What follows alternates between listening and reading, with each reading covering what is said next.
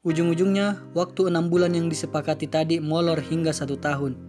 Album Alexandria, Hari yang Cerah, dan sebuah nama sebuah cerita dibuat dengan kondisi demikian.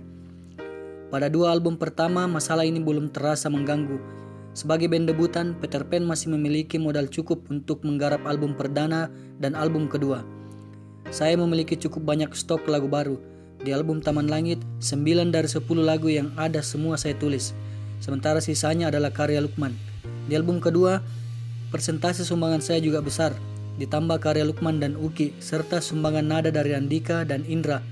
Album kedua tersebut genap berisi 10 lagu.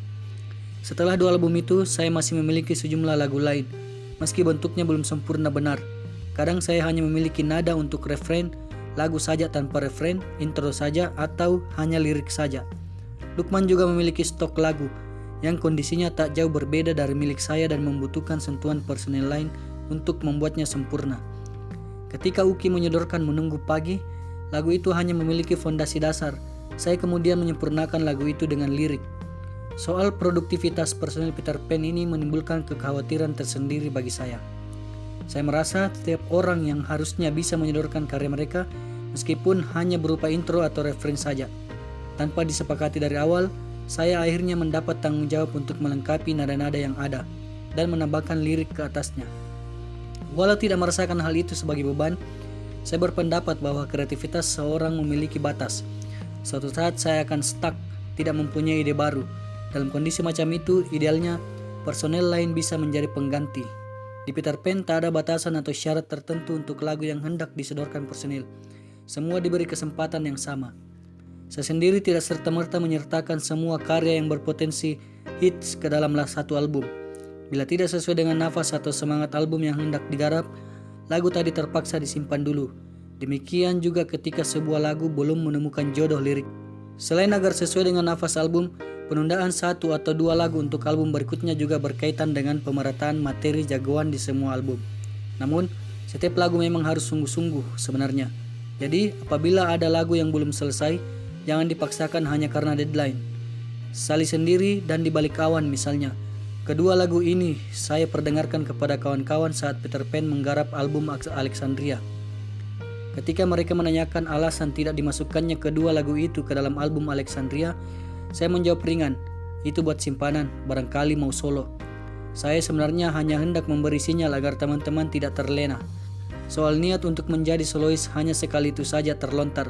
Sudah itu, sampai akhirnya keluar lagu Darah, saya tidak pernah melontarkannya lagi. Darah pun sesungguhnya tidak murni dengan niat untuk berkarir solo. Ada faktor lain yang membuat minimnya sumbangan personel lain untuk menyumbangkan lagu, yaitu penerimaan musika studio atas karya Peter Pan. Musika tidak mewajibkan Peter Pan datang dengan belasan lagu untuk kemudian dipilih. Kami serahkan 10, semuanya diterima. Kecenderungan ini sudah ada sejak Peter Pan menyodorkan materi untuk album perdana. Soal jumlah materi yang disodorkan sebelum produksi album baru pernah menjadi topik diskusi internal Peter Pan. Kami berpendapat, sebuah lagu bakal laku atau tidak sangat tergantung pada materi, lalu aransemennya. Tidak ada jaminan lagu yang dipilih oleh perusahaan rekaman pasti akan menjadi hits atau sebaliknya. Artinya, kalau sebuah band sudah yakin dengan semua materi yang dihasilkan, mestinya label juga memiliki keyakinan yang sama. Contoh paling mudah adalah materi dalam Bintang di Surga, yang membuat album itu laku hingga melampaui angka 3 juta keping. Di mata kami, banyak dari materi album itu yang sebenarnya bisa diaransemen lebih baik lagi. Untuk merangsang produktivitas para personel, Peter Pan akhirnya mengadopsi sistem pembagian royalti sejak album kedua.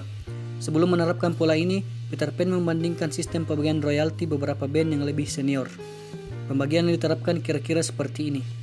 80% dari royalti yang didapat dibagi rata ke seluruh personel.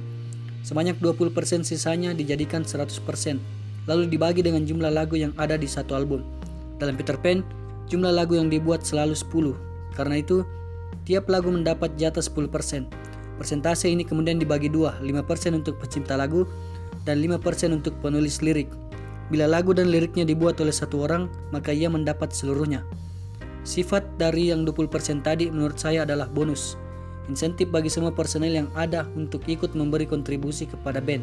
Jadi, kalau bisanya cuma menyumbang lagu tapi tidak bisa membuat lirik, ia tetap mendapat bagian. Bahkan bila nada yang disumbangkan hanya sepenggal dan menjadi bagian yang tak terpisahkan dari keseluruhan lagu, ia pun mendapatkan bonus.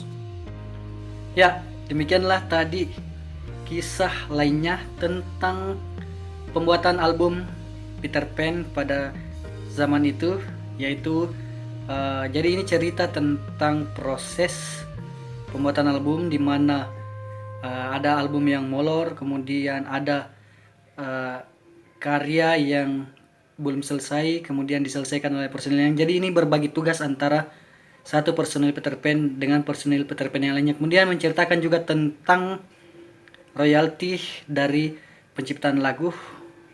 Oke, semoga ini menjadi wawasan buat kita para sahabat Noah di luar sana. Assalamualaikum warahmatullahi wabarakatuh.